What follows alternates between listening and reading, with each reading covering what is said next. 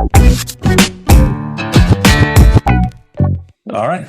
Okay. Another episode of the RSL Random Fan Podcast, special episode. Spend a few minutes, a little bit of time with Q Williams from Hooligan Soccer. I'm your host, Brant Goebel, joined by Brennan and Tyler Thomas. And Q, welcome. Q, welcome in, my friend. Thank you. Thank you so much for having me, gentlemen. It's great to be here. And you're repping your hometown club's kit, right? I am. This is the Oakland Roots, baby. So we have not kicked off. Your team has kicked off. My team has not kicked off. So, listen, I'm going to have some really nice things to say about that game that you guys played because a lot of interesting things went on there. A lot of very interesting things went on there. And I've got a couple of questions for you as to exactly why the hell some of those things went on, but that's another story. We're going to save that for later. We want to get into great interview on this, man. You start us off. Just go ahead and ask us a question. We're good. We're good. I wanted to start too, because it's kind of like cross league. It's kind of like there's a little bit of cross league and USL, MLS. Yeah, sure. I don't know that Q is a huge MLS fan. I've talked to him a couple of times. You know, he's not. No. Here's the thing. I think there is a place for a league like MLS. I prefer the USL, and since they've gone with the Pro Rel, I'm a little bit more inclined to say good for them. Let's see how that works. But no, I think the MLS is fantastic. I am not per se a San Jose Earthquakes fan for reasons. I am a Bay Area native, and you can see I got my poppies behind me, so we're all like repping there. And I think Oakland is a better representation of the Bay Area soccer scene than San Jose is.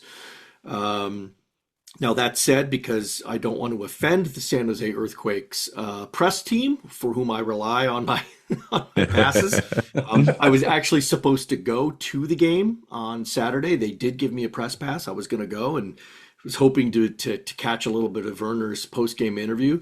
Turns out he didn't play. There's a story there.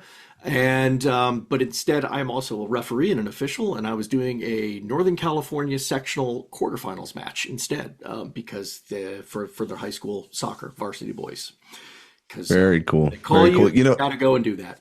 Yeah, and Brant loves officials, right? In fact, he's got like half of his streaming thing is all about referees and how amazing they are. No. You should see his ceiling right above his bed. He's got a life-size Ted Uncle. Is that right? Wow. There's just shorts on. That's it. What are they? Budgie smugglers is what they call them. The Speedos. Well, you get old, things you got to do. It's true. But no, I am the official ref lover on this podcast. I love refs. I appreciate everything they do, and it's not a joke. That's not a joke. Well, it's not a real. No, that's good to hear. We did convert Tyler when we started this. Yeah. When we started this, Tyler, every episode is like, the refs didn't. We didn't lose the game because the refs every single time, Tyler. So the second season, second year, we said, well, let's stop and take a look and see when actually the refs had any kind of impact on the actual outcome of the game. Yeah. Right. And after about halfway through the season, it's like, we stopped talking about refs because they just really don't. And when they do, it is extraordinarily noticeable. Yeah. Right. A particularly bad call, whether it be via VAR, through a VAR intervention or otherwise, it does make it all the more telling. And so many people latch on to those exceptions without seeing just how consistent so many, especially the Premier League referees, they're shockingly consistent. And when they go back and get evaluated as they are, they're evaluated to, for the nth degree. Every game they do, there's a panel of people who go in and analyze it with them afterwards. Their accuracy rate is in the high 90s. It's pretty all right. It's pretty all right.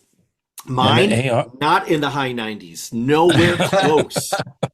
So, yeah, and it's a hard, like you saw the bang bang play in the LA New York City game. The guy gets in front on New York City, slows down a little bit, lets the defender kind of run into him, kind of has his elbow up. Kind of it's just a bump, but he's in front. Yeah. So then he starts running and he kicks him. So it's like, is it a penalty? Is it not? Like, it was such a, yeah, I mean, and when you're seeing it in real time, it's, one of the things I'm very fond of. I don't know what your thought is. The ref cam I find fascinating because that's what they see. Yeah. And when you look at these ref cams, you're like, are you kidding me? They've got to make the decisions based on that. Now, mind you, it's bobbling and all that, and the eyes don't bobble like cameras do, but still, wow. I mean, it's fast. Yeah. It's and even when I saw that replay, I'm like, I don't know what I would call on that. Exactly. I mean, I hate LA more than I hate New York, so and I shouldn't do that. I shouldn't do that, but here I am. No, it's all right. And it was Galaxy, so you're allowed to hate them. It's okay. Right. It's, and then the ARs, getting the offside right 98% of the time. It's amazing how good those guys are. Yep. And gals. Yeah. But one of the reasons, I mean, we can talk about refs all the time. I know we're not talking about. I would love that. But one of the reasons we brought you on is because we not work with you, but we've been invited onto your platform, Hooligan Soccer, and it's great to have you. We're happy to be there. So why don't you explain how that came about? You and Henry so it's myself and my partner Henry, who goes by the name of Gary Stryker, and on our own podcast, I go by the Hooligan. So it's not a big stretch to go from Q Williams to Hooligan. Most people who have half a brain can make that connection. But Henry and I, to me now. Yeah, Henry and I used to work together in a previous industry. One probably not most people wouldn't expect. We worked in Japanese anime together. And yep, indeed. Very cool. And what we found is whenever significant soccer events were happening, we would both be in front of the television in the lounge watching the games. And so we said, and that was many, many years ago. And we each went our separate ways. And as we found ourselves in a condition of unemployment, it is also a condition of opportunity. And we said, there's an underserved niche I don't even want to call it a niche. It's an underserved market here in the United States. We did some studies. There's 85 million potential soccer fans out in the United States, according to our research. And there's not really any one place for them to go. It's very fractured. It's a fractured market. It's a fractured fan base. It's a fractured league system, as you've already discussed. So we thought about it and said, we've got to try and bring it together a little bit. And as we were doing that, we also noticed that there were some incredible podcasts out there, you guys being one of those. We said, we happen to know a lot of people at Spotify. And so when Spotify came around and they said, hey, we can put you in on Spotify, get your podcast in there. We can, get you some advertising, put some stuff. Why don't you bring in some of your friends? We went, that's great. We got to go make some friends. And so we went out and we started looking for a whole bunch of like-minded podcasts. So now we're up to, well over 60, 60 plus and growing. And so if there are any people out there doing podcasts, give us a shout. We'd love to hook you up. And so into YouTube. We do a YouTube network now in a partnership with some other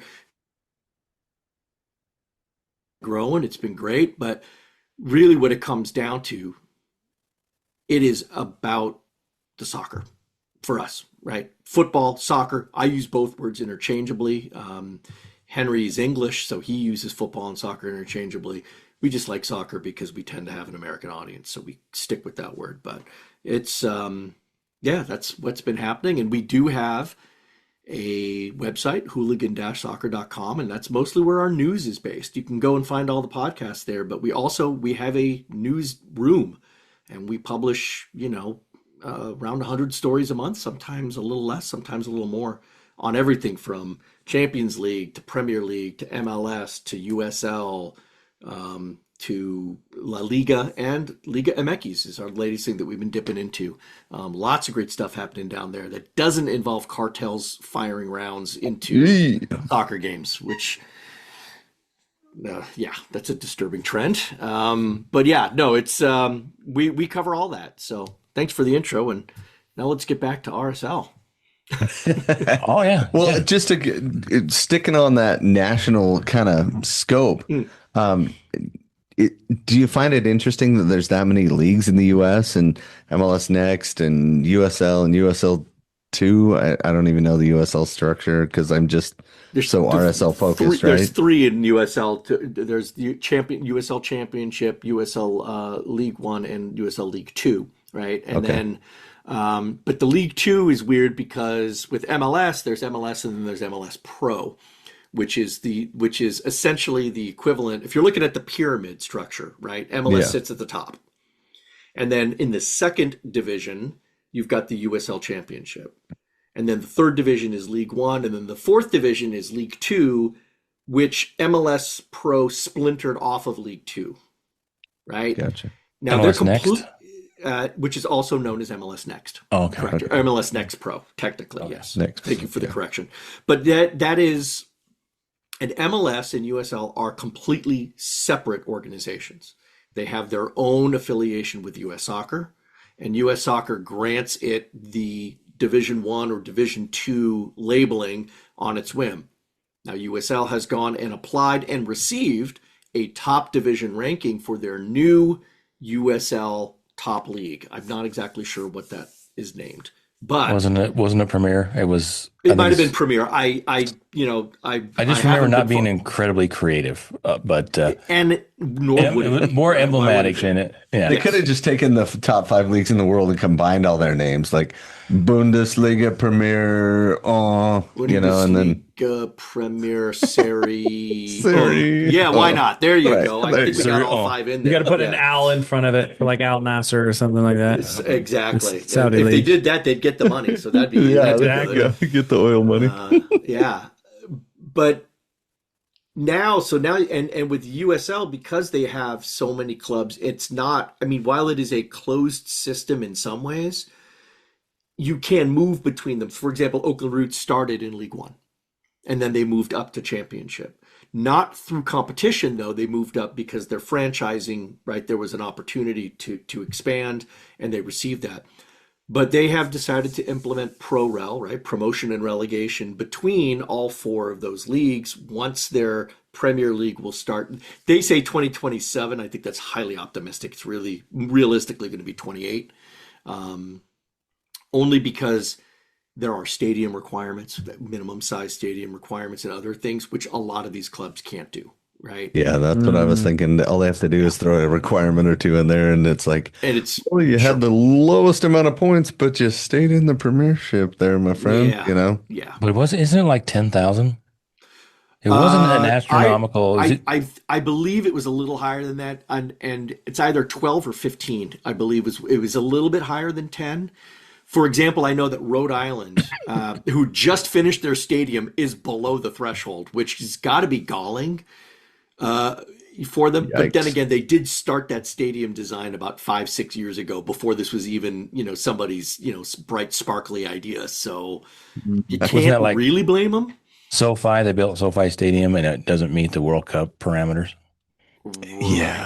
Yeah. So we're gonna have the final here. No, we're not. Yes, we are. Yeah. No, we're not. Yeah. I didn't even know that. That's hilarious, but that makes sense. That actually makes a lot of sense. Since we're talking about this, because I think this is an interesting subject. I'm a Pro-Rel fan because I follow a club, Crawley Town in England. Yep. And I've all that. I like the idea of it, but I just don't know if the United States is ready for that. I don't know if they'll be ready for it in my lifetime, because just using the comparison of England and the EFL, Crawley Town, their longest away trip of the season is closer than RSL's closest. It's closer than RSL's closest opponent in Denver. Yeah, right. In the Rapids. So just the scale of the country and the economics of travel, let alone that soccer's the 3rd most popular sport, not first by a long ways, right? Like, very true. And I just don't think. I mean, there's more. England is just barely bigger than Utah, and there are more clubs, soccer clubs in England than there's like probably about 4 times as many clubs in England there are in the United States, I would guess. Oh, absolutely. I mean, they've got 10 levels in the pyramid, and the numbers increase as you go down. So yeah, I mean, when you look at the FA Cup, right, and how many teams compete in that, it's when they first start out overall, it's a couple hundred, right? That just in that one, and makes the U.S. Open Cup, which is long and storied and has a great history, just not the same level of certainly not the same level, right? No matter how good El Farolitos and the Burrito Kings do. Also, a local Bay Area team, right? Well, you can actually go into San Francisco and eat a burrito at El Farolito. So yeah. Well, they beat Real last year, right? They beat the Monarchs.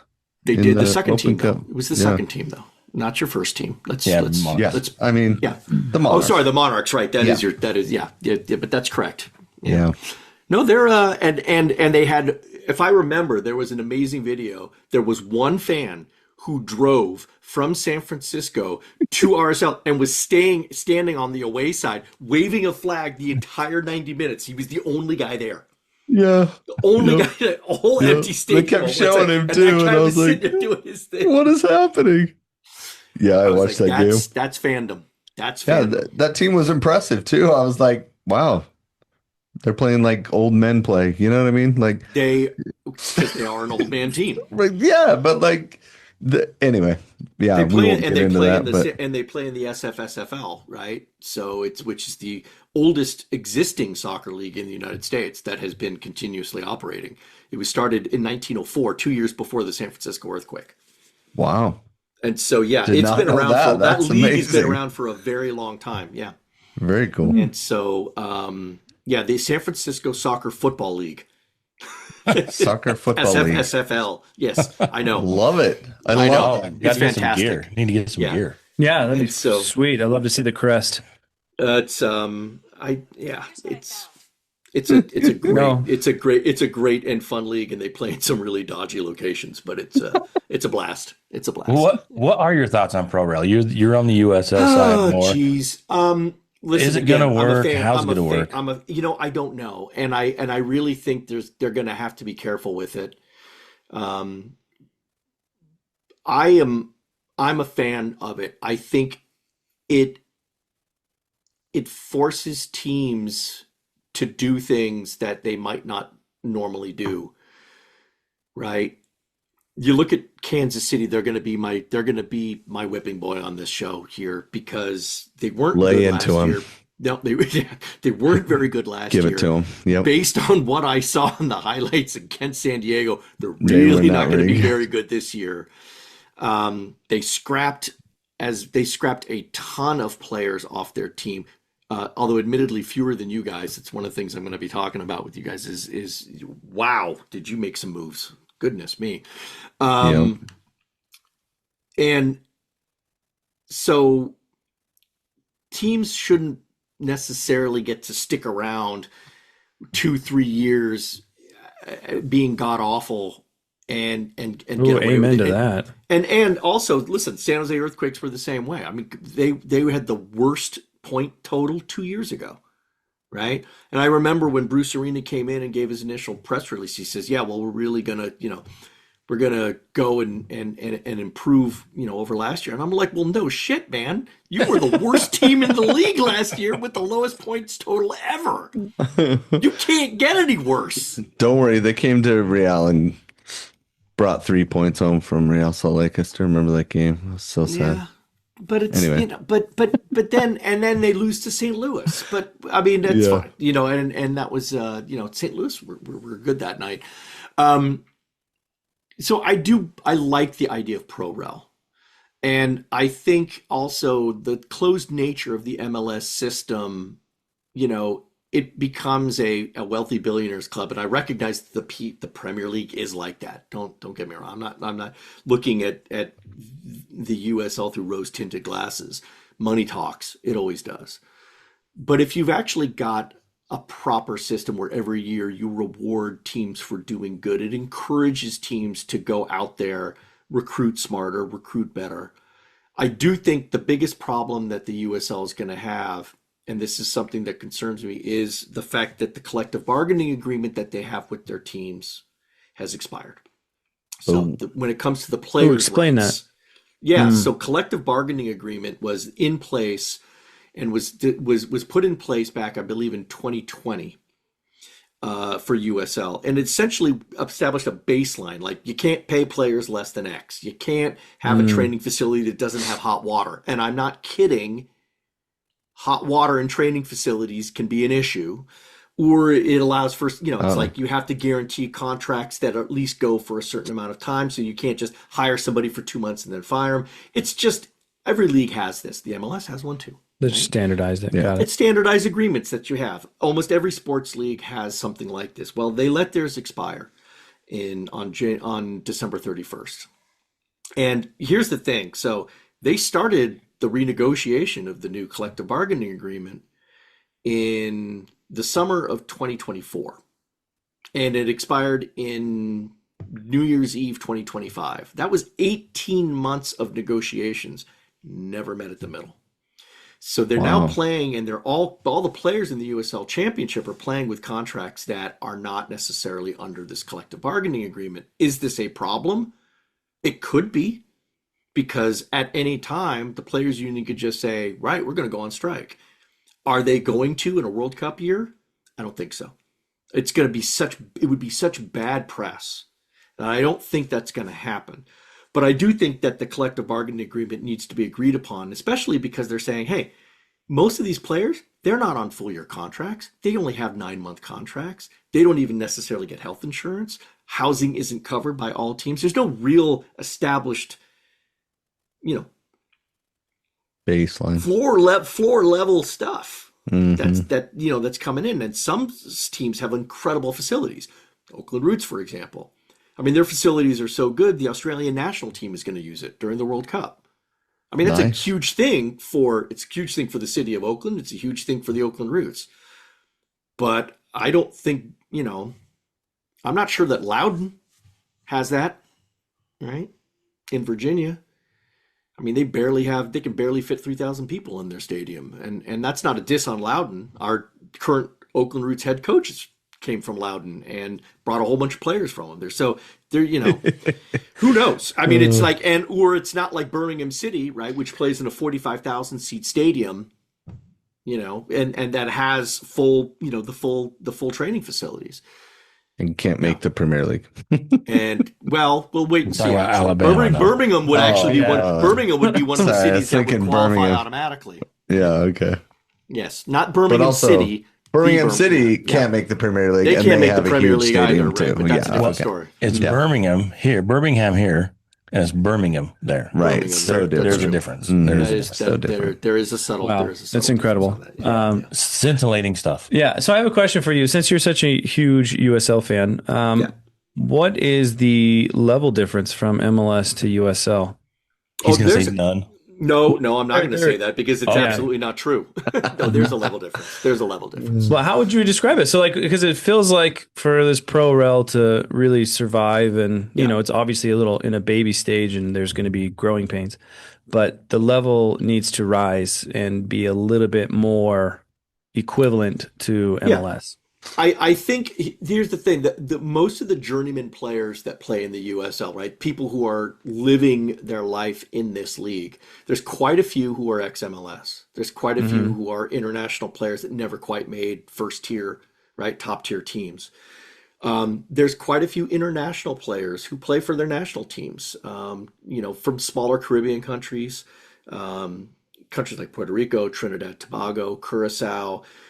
These are good players. They're solid, and they might not be flashy. They might not have too much flair. But as games go, if you were to watch, what you would notice in the USL as opposed to the MLS is the lack of star power. That's really what it comes down to. The actual game itself, the mechanics, the structure, the strategy, and the skill is somewhat comparable. The speed, pretty much just as fast, maybe a touch slower.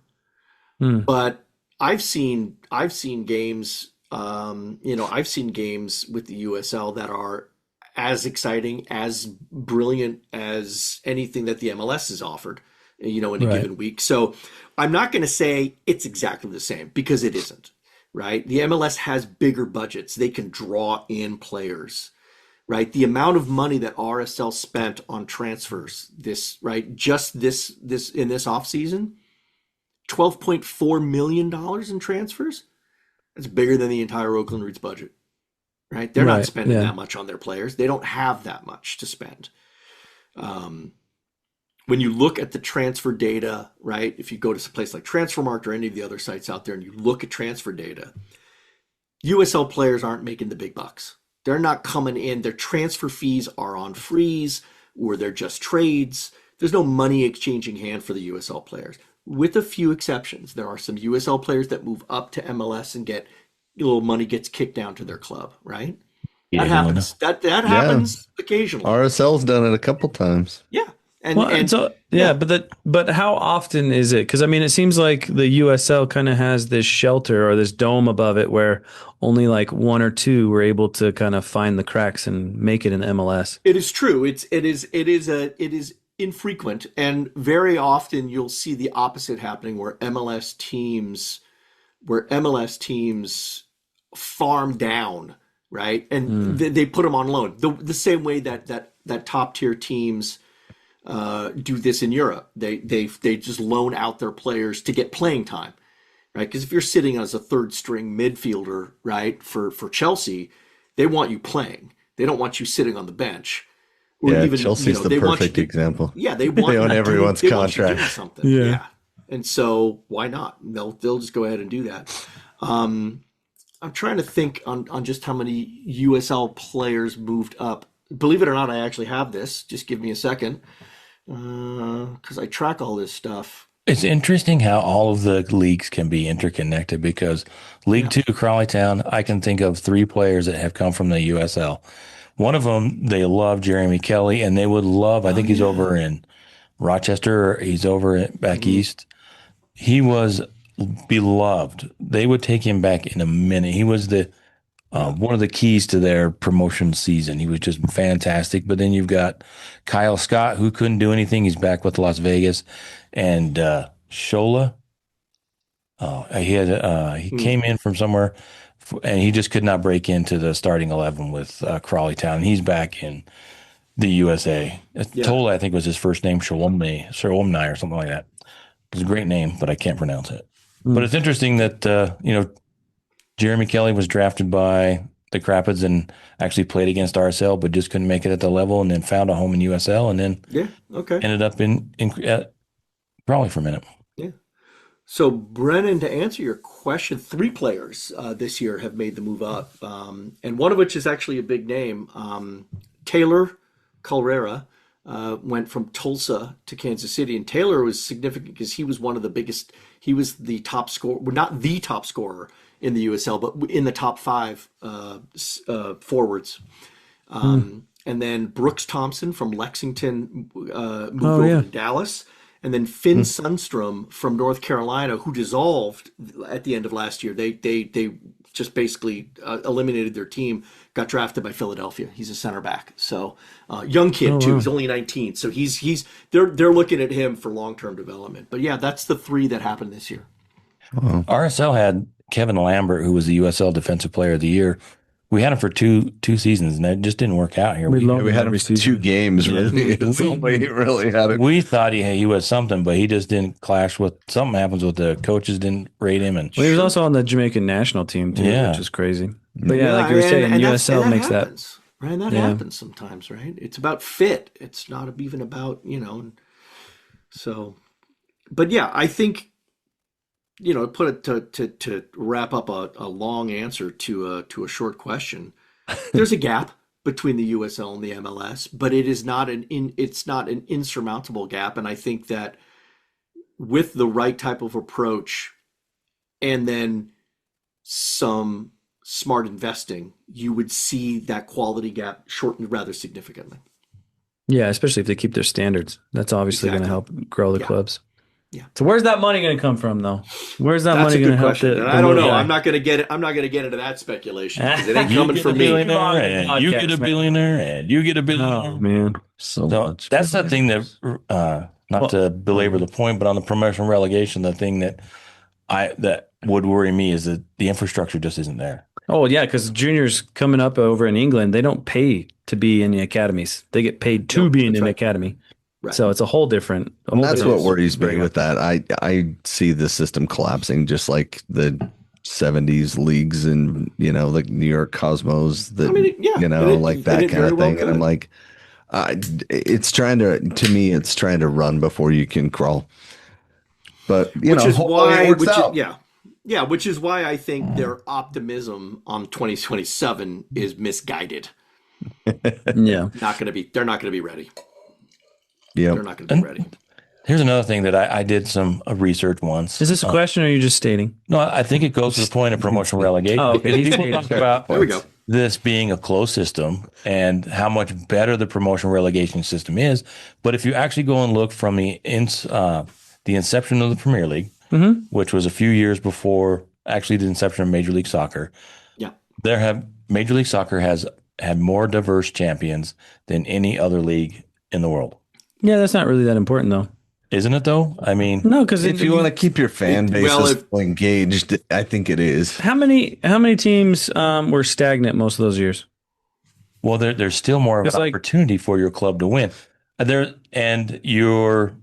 promotion and relegation is great for the bottom teams, Well, not for the top. Well, teams. what it's They're great for, not though- equal. promotion relegation is great for having the proper ownership or front office, because when you have people that are doing terrible things, they're going to be motivated by promotion relegation to not do those stupid things. Like LA Galaxy, they would have been like out of the league. There would have been an issue. They would have pushed for something else. You'd see better moves throughout the year, so it'd be more entertaining as a fan. Or you could break 118 fair play rules and never have your case adjudicated. Wow. Man City, right? Well, I mean, Well, you There's that don't light blue fire there, Brant. hand that feeds you, Or don't that oil money. light the oil that significant, feeds man.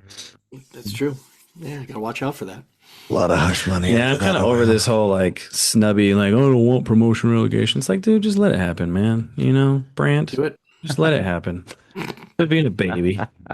No, I love it. I don't want to see art. I want to see MLS get 10 more teams split up and have two 20 league teams. East There you go. West. No, you no, I'd say no. Oh boy. The USL, make USL a higher quality league, and then leave MLS the way it is. Yeah, why not? Maybe South Dakota, North Dakota gets one. Who knows? You get a team, Wyoming, and you Why get not? a team, Hawaii. They only play with Come 7 on. people, though. They don't play Yeah. with 11. Yeah, they play 7-man soccer. Yeah, 7-man soccer. Gotta say, in the youth game, Hawaii teams do really well when they come over to the mainland. Though they have Really? they got a strong soccer culture in that state. They do. They They really actually have quite a bit, and also a lot of tournaments out there too. do. Mm-hmm. Good That's tennis for the team. coaches. That's for the coaches. Yeah, that's The true. coaches and the parents who fly over with the kids.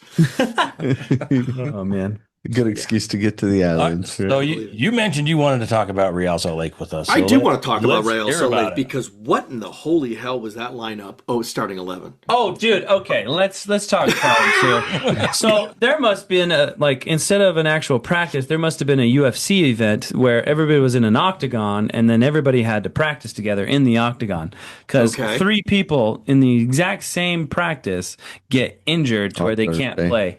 Yeah. So we Gotta had be Kobe kidding. Henry with a hamstring. You got Diego Luna with a knee, and then Olatunji with an eye injury. Don't forget Angle. Angle might have done his MCL. Yeah, Angle hurt himself, but then also you had visa issues with all of our fancy players that we were supposed to buy. Arias. There it is. Gilavogi. No, Arias. No, Arias is injured. Burlings. Well, I mean, Sanabria? they were all listed. Spirit Lings, whatever his name is, and then Gilavogi. Gilavogi, the fancy striker we got from Lens. That was supposed to be amazing. Awaiting P1 work visa.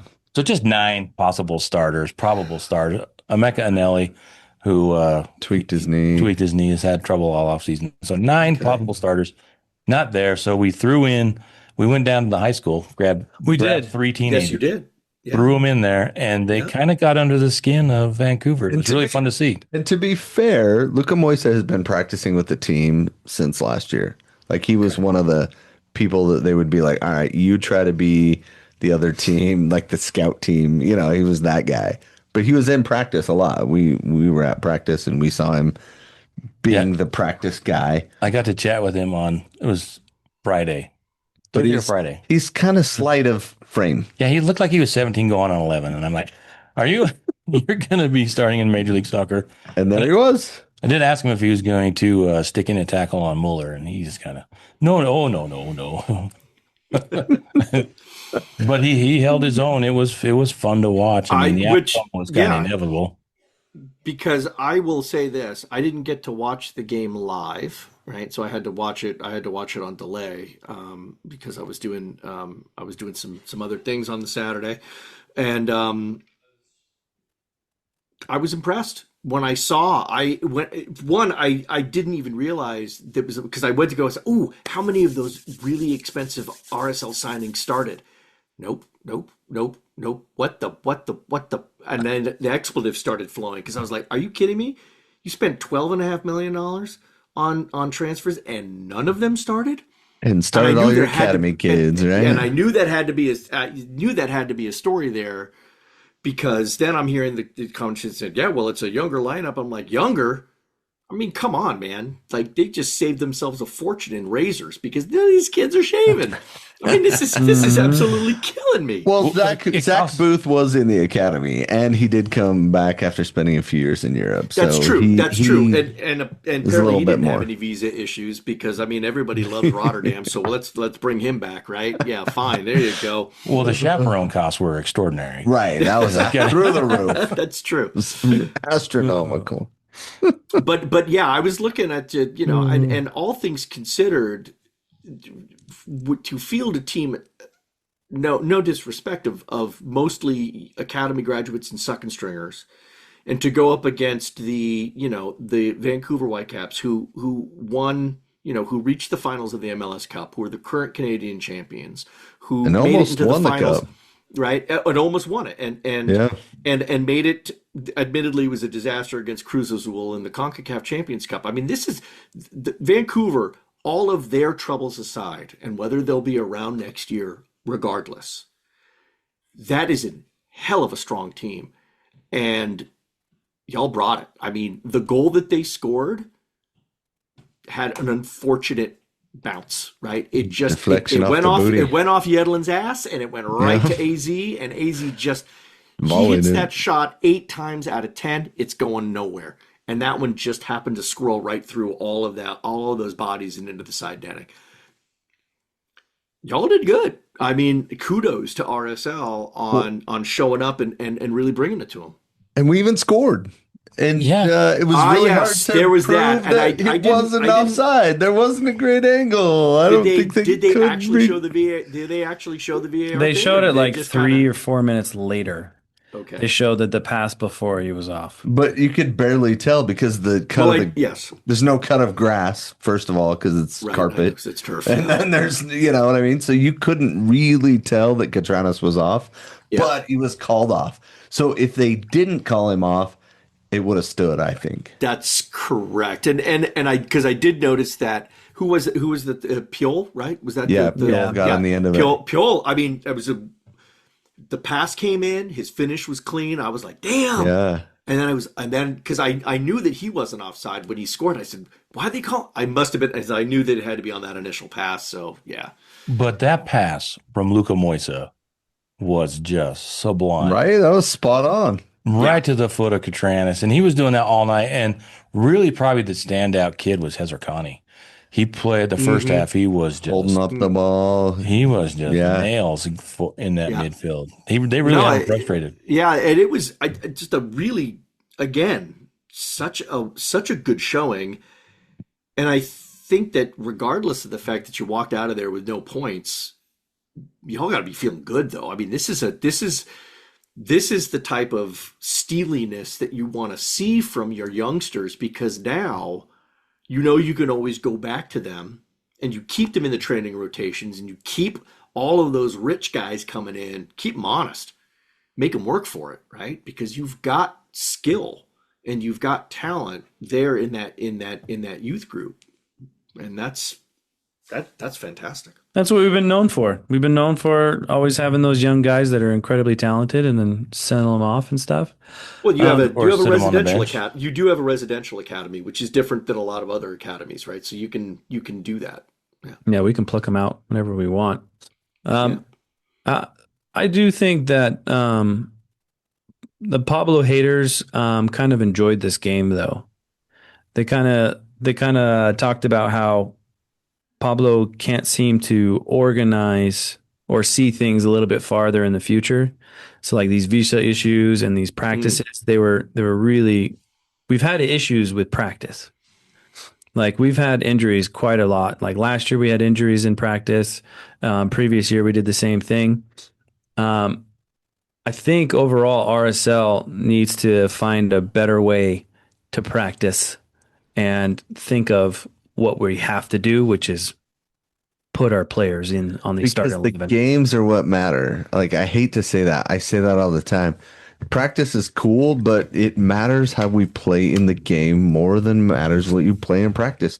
And I think Pablo says it the other way. He's like, well, you play how you practice, but not always. I knew guys that weren't. Looking people in the eyes. You know what I mean? That's what I want to know. Who's in there like boxing out and then going toof, toof, toof. And hitting people in the knees and Yeah, Marcelo Silva, he was gone last year, but in practice he Oh, was dude. he took hurt 3 or 4 Who on was it his he own took play. out? Was it Ruiz that he took out or somebody like that? Was it? blocked a couple. Yeah, he just did a stupid tackle and it knocked him out for the rest of the season, man. Mm. Yeah, in practice because you're going all out. So what? Let me ask you, 1,000%. Q, what's your impression I don't love that. of Pablo Mastroeni? Uh, What's we're on the inside. We have different. Sure. Um, To be thoughts? fair, I don't know much about him. In fact, when he was talking about Pablo haters, I had to have a pause. I went, Pablo haters. Which Pablo? Which I, th- Pablo? I Which well, I Pablo? thought, yeah, I was going, which Pablo are we talking Pablo about? Because Ruiz? I Or thought we Pablo were. Mastroeni? Isn't there? Isn't there? There's a Pablo on the Vancouver team, and I thought you were maybe making a cross-reference joke, but I don't know much about him. I'll be fair. So no, I don't. I don't have a very strong opinion on that one. I can't give you any fodder on that, gentlemen. I'm sorry. It's okay. We expected more, but that's fine. That's That's whatever. all right. No. Listen, at least I know how we much got money somebody you else spent. coming on in a little bit later. We'll ask him the same question, well, see if he maybe. has any Okay. fodder. I mean, no, that's nothing wrong with that. Hopefully, he has some it's- fodder. Yeah. I mean, no, don't know much Next about guy's it. a real hooligan. Yeah, I know. I know.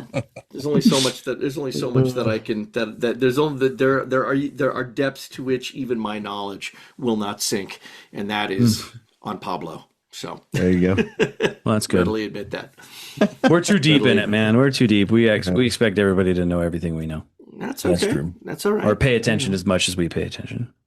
I mean, that's why you guys are the RSL podcast, because that's what you live and breathe, and I think that's awesome. And what about your podcast? What is your focus? Is it world soccer, or do you guys have is it just anything in general? Yes, it is anything in general. We tend to do mostly Premier League, Champions League, MLS are the three things that we cover most. We did a lot with Club World Cup, like a lot. We did a daily show on Club World Cup. And so we were doing that. We will have a daily show on the World Cup when that is out as well. And we're going to be doing a lot of prep work for the World Cup and working on that. So that's something that you can expect from us. All 48 teams will get an in-depth analysis. 48 countries, I should say, teams, countries. And of course, if the team that I support wins, then there will be no end to it. Because Senegal? it is not going home, England. Sorry. No, I support the Dutch. Also, orange poppies. I support the Dutch. There you go. I was raised in the Netherlands, in case anybody is curious, but I was raised. nice. Yeah, where were you raised? I told you. I told these guys in the Netherlands. I don't know why. It was the I told Netherlands. that. Oh, Yeah. that's by okay. Smearlings or however you say his name. How do you say his name? Do you know? Stein. Steiny Yeah. Sparelings. Yeah. Sparelings. Sparelings. He's got the long I, right? The IJ, which always tends to throw people off. But yeah. Let me see. Let me just double. Yeah, I Stein. love the. Stein. Yeah, Stein with the long I, and then Spearings. Yeah, it's just Spearings. Sparelings. Okay. I love the videos from the Dutch fans in the orange and just the the hopping down the They street are, is just amazing. they're Kind of very, like St. Pauli. yeah. No, they're very, very passionate. Yeah. So, and that's who you'd be rooting for besides the U.S., obviously. I mean, we know the U.S. is going to go in there and Tear it up. What? not get out of group stage. Dude, But anyway, we talked about this. Did you see the French lineup? I know. No, Francis, I'm glad we're not playing France is Cool. terrifying. Jeez. France is terrifying. Horrible. I was looking at the starting 11. I'm like, is this like a FIFA game? Like where you I get know. all the all-stars and you put them on the team and you cheat and buy all the money? And it's like, dude, Nope. no. That's just France. man, I if mean, the I US would be even offering. gets I'd out be of it- offering some of the people who might not make the French starting striking lineup. Say, hey, it's not that far. Ikatike, you could Right? be Belgian. I swear you could be Belgian. Dude. Yeah, Why man. not? I mean, if we didn't have Flo Balogun, I think we would be really hurting at striker right now. With all the guys He's that in are good- he's in injured good and everything. form. No, he's in good form. We He's in can't good form. say that. We're honestly Did you see saying his- that USA is a good attacking team. Did you see Flo Balogun? He scored No. 2 goals against. No, his form freaking right now is Barca, picking up bro. at the right time. He Yeah. he could if he can maintain it. That's the question. I don't Yeah. know. But at least he's the kind of guy that you get effort out of him anyway, even if he's not. It's true. He For does commit. He does commit. Yeah. So Which is let's nice. talk about the World Cup. What are your thoughts? How's it going to go down? It's just been kind of the Who's crazy, gonna win the it? whole Canada, U.S., or Mexico? Which situation going into it. And you think there would be more excitement about it, or am I just not seeing it? No, you're not seeing it. Well, it's I because think- we can't afford it either. And So there's that's that. the other thing. There's Yeah. that. It's funny. I was talking with with a bunch of fellow referees, at a function, and they were all talking about how they got tickets, and I'm like, how did you guys get tickets? And they went, well, we put in for tier 1 when we went in for the lottery. We didn't try to go in for the tier 3 or we went in for the tier 1, and so we ended up getting 12 tickets. I said, and how much did you spend? They get $700 a ticket. And I was like, yeah, see, that's no, I no, What? I can't, Wow. I can't do that. In Kansas City, and only seeing Senegal against Curacao. No, to be And to you're admit, like, come on. admittedly, what? they're actually no, they Come actually got on. this was in LA and Houston, so they're good. They're good. They're actually good. Okay. They're going to be good All games, right. right? But even so, and one of them is I think Netherlands, Japan, which I believe is in Houston, which is going to be. Oh, a that hell of a- I would That's love a to hell see of a that game. one. Oh my Yeah, God. I'm a Japan fan, hardcore. But there's Yeah, I- still a whole bunch of unsold tickets, right? No, And that's where it's going to get interesting because, again, and speaking of it, FIFA has created a closed market system. yeah, Right? The only way that you can get anything is within their system. And even when you have a ticket, if you want to buy it on the secondary market, you still have to buy it through a FIFA approved secondary market. So they're getting their cut no matter how you slice it. Right. And so, I'm not a fan of FIFA. I love the World Cup, but I don't like FIFA. That's fine. I think you'll find more people sitting with that same sentiment, right? As Pretty much as the everybody, years go yeah. on. Pretty much everybody. And if they don't have that sentiment, they probably work for FIFA. So, or they work for Yeah. a company that FIFA directly controls, like Fox Sports, for example. They can't back who off. likes Fox Sports? Everyone that likes soccer Oh, okay. Yeah, live. and so it's You one of know, those things stuff. where I will not be going. I have applied for a press pass, but FIFA has denied me the last 2 years running, and so I'm pretty sure I'm not going to get one, but I'll still try. I have done international match coverage before. I managed to get to Japan versus Mexico, which was an interesting game. I got to go and watch them in their trainings and their warm-ups. Fantastic to see both teams really sharp on the training facilities. So I might be able to get into the Australia trainings just because I got connections with that with that club. But no, listen, the best seat in the house still in some cases is the one in front of your TV, right? And so I will watch it like I've watched all the other World Cups at home, with my favorite beverage, and I will, get a thrill out of that. And maybe I'll get lucky and get to go to a couple of games. Or, listen, the Bay Area doesn't have great games. Levi's didn't pull a great swath. I mean, if you're a Jordan fan, the Bay Area is the place to be because they're playing there twice.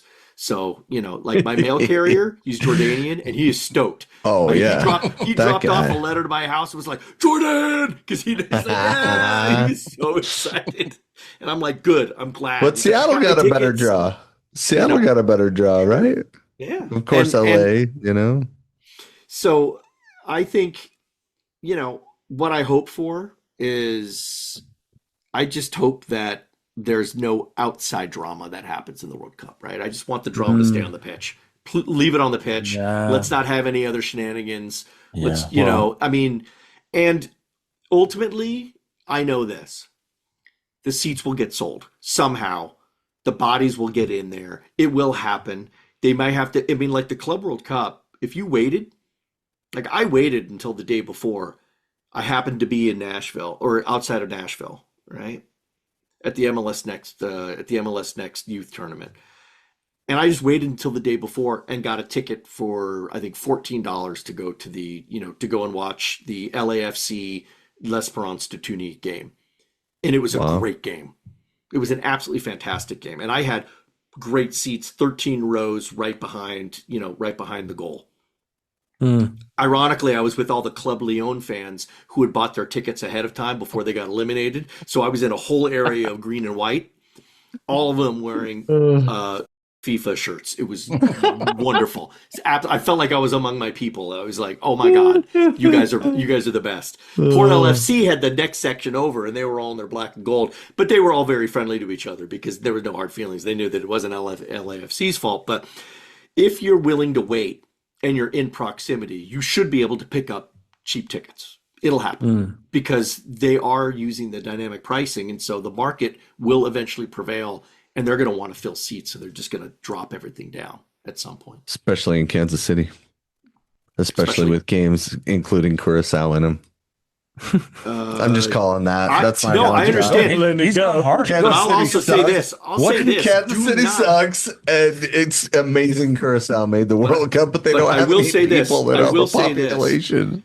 Yeah, and it's a bummer that Curacao just lost their head coach, right? Because Curaçao's head coach had to drop out. Louis van Gaal, great Dutch coach, who orchestrated their move in. Fortunately, he had real bad illness in the family, and so he's like, my priority is my family, so he had to leave. I don't know what they're going to do to fix it, but there's plenty of Dutch coaches who are going to go in and be able to take Curaçao and pick up where he left off. The team I'm really excited about, I got to be honest, it's Cape Verde. That is I think Cape Verde is underappreciated. I think every single one of their players is a diaspora kid, right? As with almost everybody in Cape Verde. They grew up somewhere else, but they all feel very passionate about their home country, and they're pretty good. I've watched them play. They're not bad. They could be a sneaky side. Nice. I do think some of the African teams are going to be tough. Morocco is going to be angry as after what happened in AFCON. So that Morocco is going to be, hell-bent for leather. Oh, yeah. They got a revenge tour going. Oh, they are so going to, bring it. And by the way, if you want to go and really have fun, go and hang with the North African crowds because those guys know how to party. That L'Esperance de Tunis game, they were so raucous and so massive, and they won that game, and they refused to leave the stadium. They just stayed and danced. They just danced in circles around Geodis Park. They just did a little circle tour. Oh yeah. And the security guards had no idea what to do. Eventually they put up what do you do this? Eventually they put up gates and we got to stop this lap. They can't do any more laps. We just got to get them going out the door. I love that. That's fantastic. And I want to go play with those guys. Yeah, hang out with them. Because it's brilliant, and your colors fit in because they wear red and yellow, red and gold too. So it's nice. But I would say go and hang with the North Africans, man, because they're great. They're a great group of people to hang out with at a soccer game. Yeah. And what about the U.S. team? Just watching it, it doesn't feel like they are ready to go. It's been interesting. A lot of injuries. They need to get out of the group stages like always. But if they don't, how devastating is that going to be? I think they'll get out of the group stage. I don't see anything in what they've in any of the matches that they've got that is an absolute gotcha, but I don't think it's going to be easy. And they're going to have to be really careful. And the question is whether or not they're going to be mentally prepared for it. That's my concern. The physical preparedness, the fact that there's really no established system of the way the U.S. plays, and that Pochettino has been fiddling with lineups for so long that it's not even clear who's going to make it and who's not. I mean, but you're right. They've got to. If they don't, it's a little scary. If they don't, what a problem, right? And let me see. I'm actually very uptight that they have to play Australia again. I think that's their bogey match, right? Because, because Australia, they've already played them. Australia essentially decided to go. If you're Australian, you get the reference. They decided to go body line, which means, right, it's referencing a very infamous cricket incident in one of the Ashes tests way back in the early 20th century, where the English bowlers were throwing directly at the Australian players. You say that to an Australian, they get like all red in the face. Trust me, it'll happen. And they just went physical against the U.S., and that could be a problem for them. Especially since it looks like they're going to be playing them early on, right? One of the early games. So second game in Seattle. So could have RSL starting striker Arieth Piol there. No, they won't. And we don't know yet who they're going to be playing from UEFA. So that could also be a problem. Probably Turkey, though, right? I mean, if we're being honest, which would be a problem too. The Turks Turkey's are notoriously tricky in World Cup games, and they're very good defensively. They are very good defensively. I think Paraguay's absolutely beatable. Don't get me wrong, right? They are. Australia is beatable too. And really what they've got to do is focus on, they've got to win that opening match. If they don't get 3 points out of that opening match, it's going to be an absolute slog. It's going to be really tough for them. That is the game that matters more than any of them, right? They got to just go in and do it. Yeah. And so we'll have to June see. 12th. We'll have to see if they can. Yeah. In LA. Get it done. Get her done. Exactly right. And then we just have to get a result against Australia, which we should. I think you can. Unless something goes horribly wrong. As decent as Australian footballers have gotten, and over the years, they still struggle on the big stage. Yeah. Right. Wood is a good striker, but Chris Richards is better. So anyway. I've never even heard of these people. You don't know who Chris Richards? No. Plays center back for Crystal Palace. In the EPL. He's got a nice fro. He does. Yeah, I've never seen him. Yeah, his hair's outrageous. Not as good as AZ. AZ's hair is better, but Chris Richards is pretty good. That was a nice battle between Gozo and AZ all game. I mean, yeah, they were getting after each other. Yeah, rightly so. Well, Q, we can't thank you enough. We appreciate being on the Hooligan Sports Network. Is that what you call it? The Hooligan Soccer. Yeah. And it's hooligan-soccer.com, part of the Hooligan Sports Network of sites and families. And we love having you, and thank you for having me. It's been great to chat with you guys. Yeah, we'll definitely get you on again because it sounds like we've got a lot more to talk about. So much more. I haven't even told you my super secret story about my playing days. Oh, well, let's end with that. Wait. Let's end with that. No, we're gonna save it for the next one. Save it for the next one. Save it for the next one. All right. Make a note. Yeah. Super secret. Q's super secret story. Super secret story. He used to play against Louis Van Gaal. No way. Wow, that's incredible. Actually more famous. Actually more famous. Played against George Best. George Best? Wow. He's not that old. That would be well, one, I'm not that old, and two, George Best and I played the same position, so it would not have been much of a contest. I was a goalkeeper, so yeah. There you go. That's all we'll go. Gentlemen, thank you so much. All right, thank you, Q. We really appreciate you. We'll get you on again soon. Sounds good. All right.